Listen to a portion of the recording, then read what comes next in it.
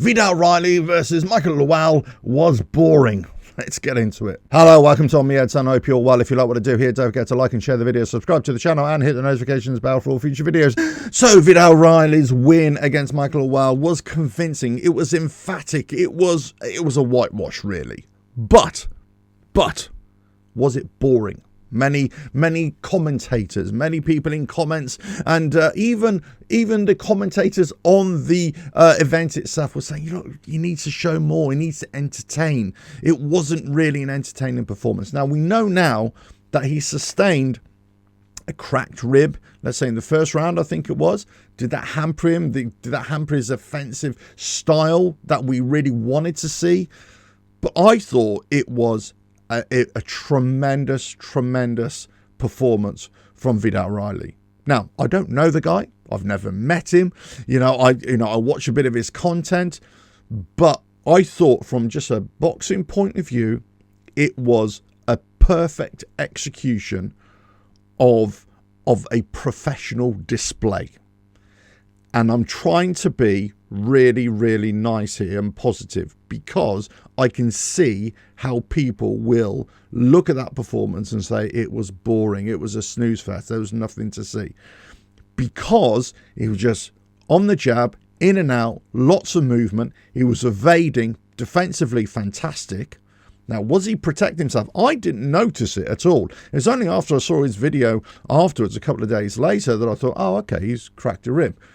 But it didn't really show in the fight. In fact, it didn't show afterwards either, in that kind of little melee outside with Isaac Chamberlain and Chef Clark. I didn't see anything out of there that kind of made me think, oh, he's hurt. He's kind of playing it safe.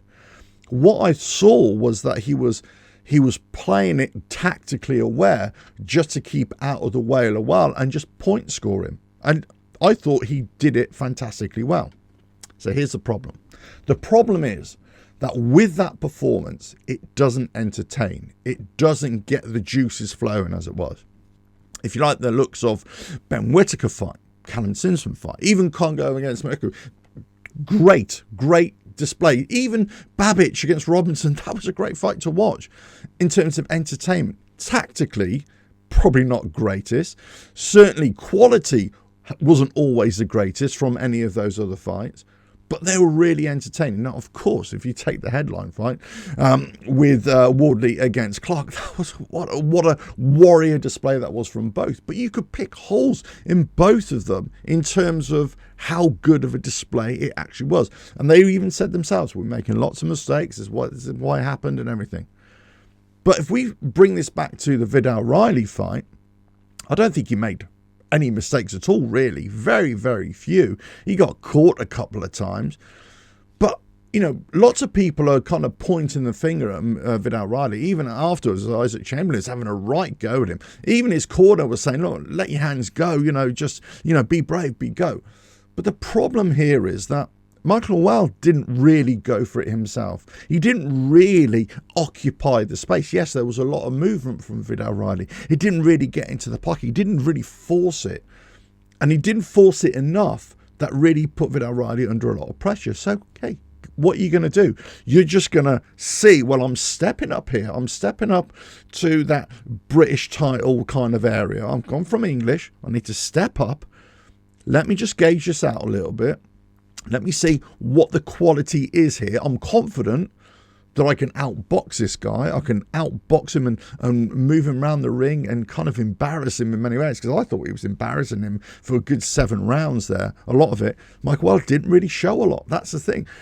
If you're going to point the finger at somebody, I would be pointing the finger at Mikael Lawal to say, well, actually, you come from British champion level and you kind of step down, and you've got this new kid who's coming up, English champion, granted, but you didn't really offer him much of competition. You didn't offer him any kind of challenge.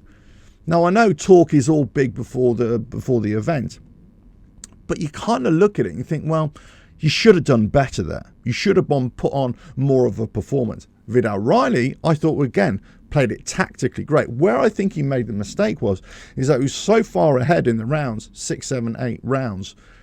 I thought he could have let himself go a little bit, let his hands go a little bit, maybe got into it. But the flip side of that argument, It's like, no, he's pointing. He's winning this easy. Why would you ever take any risk just to entertain? Just to kind of get some highlight reels? Here's the reason why you do it. After the fights, or as the fights were progressing, I was following it along also on social media, on Sky Sports, on their accounts as well, on their YouTube account. And they were putting out the highlights of the fights. Guess which one that they missed out? They missed out Viddal Riley against Mikael Lawal. There wasn't much of a highlight for them to show, of course. They weren't really that keen on showing that fight. So what does that say? Even Boxer, even Sky Sports are kind of looking at it and going, that wasn't really entertaining.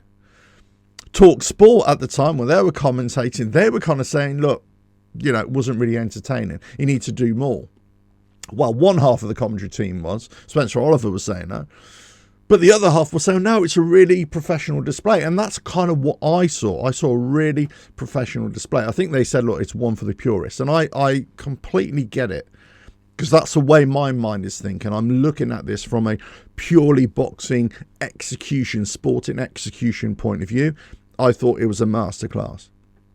What I thought it failed on was entertainment value. So now we're living in a world where entertainment is a key component. This is why Ben Whittaker has got lots and lots of attention. And they're going to want to put him on fight cards. They're going to want to let him entertain us. But if you look at his fight, I've said this before, Ben Whittaker makes lots of mistakes. He was getting caught. Leon Willings, I thought, did really, really well in that fight. Took it at short notice. He stood up and he made Ben Whittaker, Ben Whittaker walked it really in terms of pointing. Yeah, he definitely won the fight. There's no question there.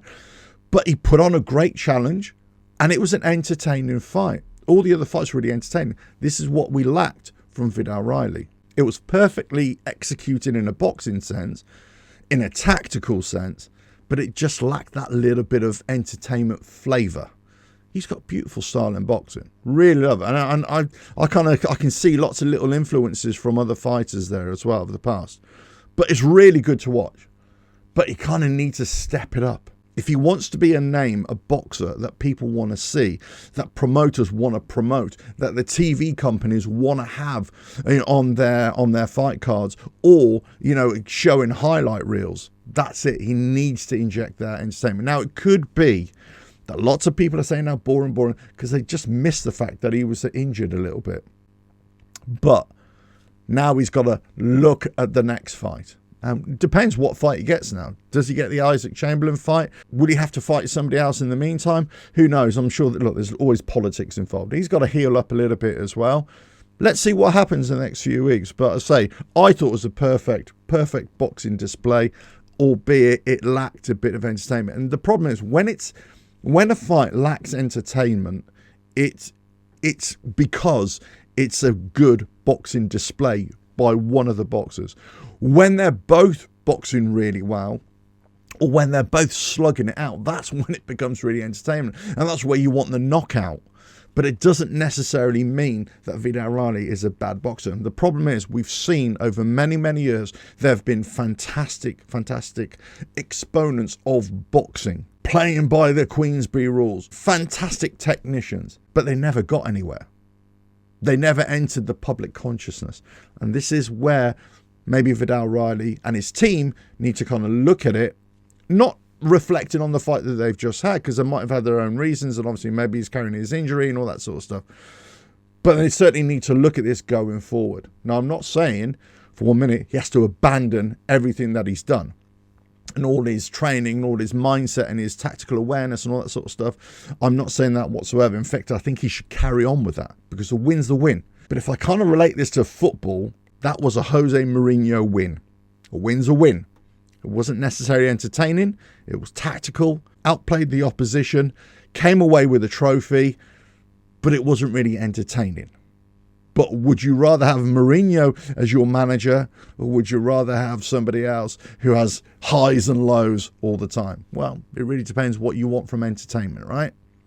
But in terms of winning, in terms of bringing home the trophies, that's the way you do it, the Mourinho way. the Viddal Riley way. But if you want really entertaining fights, you're going to go with the Ben Whitakers, aren't you? Let us know your thoughts in the comments below. If you like what I do here, don't forget to like and share the video, subscribe to the channel, and hit the notifications bell for all future videos. And I will catch you again on another video coming very soon. Bye now.